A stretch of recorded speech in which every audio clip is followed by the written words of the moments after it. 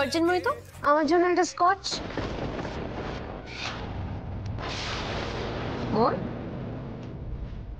Ranjana, I think you should behave yourself. I am so sorry sir, আমার না এভাবে আপনাদের বলাটা একদম ঠিক হয়নি স্যার। না দেখো, তুমি আমাকে ড্রিঙ্ক আনতে বলছো, তার জন্য সরি বলার কিছু নেই। তুমি এত ছোট একটা মেয়ে, পরপর এতগুলো হার্ড ড্রিঙ্কস খেয়েই যাচ্ছ, এটা উচিত না। It's not good for your health. তুমি বলো অন্য কি খাবে, আমি নিয়ে আসছি। Orange juice. Make sense.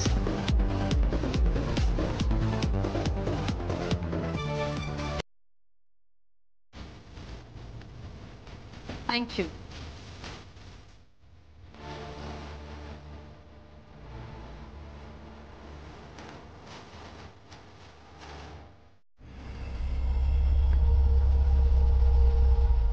Good night sir. Good night.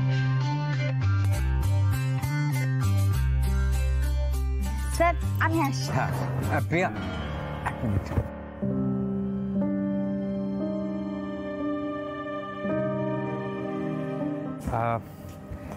ফাংশনের পরদিন থেকে দেখছি তোমার মনটা বেশ খারাপ।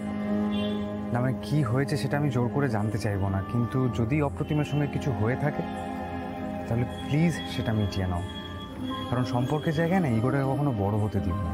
That's a blunder. স্যার সেটা তো সরি, এক মিনিট। হ্যাঁ হ্যালো। আরে বারবার ধরে ডিভোর্সের পেপারে কবে সাইন করবো সেটা কেন জানতে চাইছো বলো তো? দেখো তো দিন ক্ষণ তারিখ এসব এসব আমি বলতে পারবো না, যখন সময় পাবো করে দেবো ঠিক। রাখো এখন। নিজের প্রবলেমে নিজেই জর্জরিত, তোমায় আবার কি বলছি। প্রিয়া, 2 মিনিট সময় হবে? না মানে আমি জানি এখন অনেকটা রাত হয়ে গেছে, কিন্তু তাও। স্যার এত হেজিটেট করছেন কেন, বলুন না। আমি ডিভোর্স পেপারে কেন সাইন করছি না সেটা তোমাকে বলবো বলেছিলাম। প্রিয়া আমার স্ত্রী একজনকে ভালোবাসে। এখন আমি ডিভোর্স দিলে তবেই তারা বিয়ে করতে পারবে। দ্য ফ্যাক্ট ইজ সে মানুষটা কেমন, ভালো না খারাপ, আমার স্ত্রীকে সে ভালো রাখতে পারবে কি না, এসব না শিওর হওয়া অবধি আমি ডিভোর্স পেপারে সাইন করব না। আমার স্ত্রী আমার সঙ্গে নাইবা থাকলো, কিন্তু ওর ভালো থাকাটা আমার কাছে ইম্পর্ট্যান্ট। তাই যতক্ষণ না সেটা শিওর করতে পারছি ততক্ষণ আমি ডিভোর্স পেপারে সাইন করব না। That's it.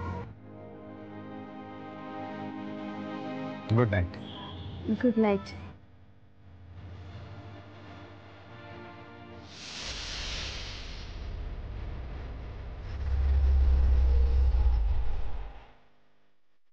কি ধাতুতে তৈরি মানুষটা? হ্যাঁ, কি হয়েছে? রঞ্জনা সেনকে মলেস্টেশনের দায়ে আপনাকে গ্রেফতার করা হচ্ছে।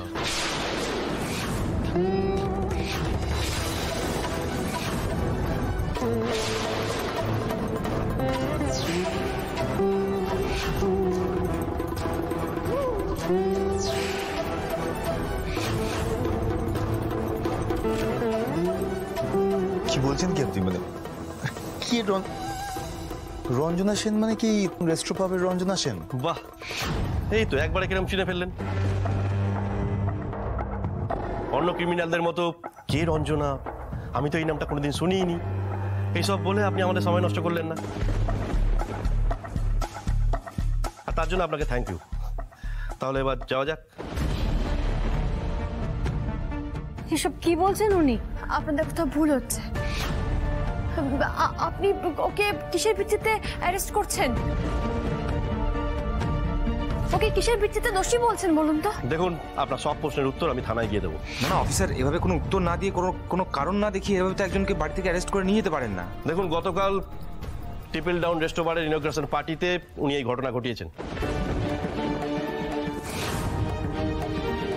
ওখানকার নিউ জয়নিং রঞ্জনা সেন, ওনাকে একা পেয়ে ওনার উপর যৌন হেনস্থা করেছেন অনিকেত বাবু।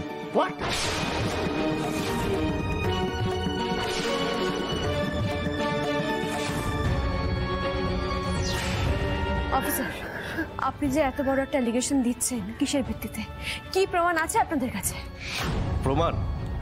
রঞ্জনা সেন নিজে এসে থানায় এফআইআর করেছেন। আর মলেস্টেশনের অভিযোগে ওনাকে গ্রেপ্তার করতে এর থেকে বেশি প্রমাণ লাগবে না ম্যাডাম।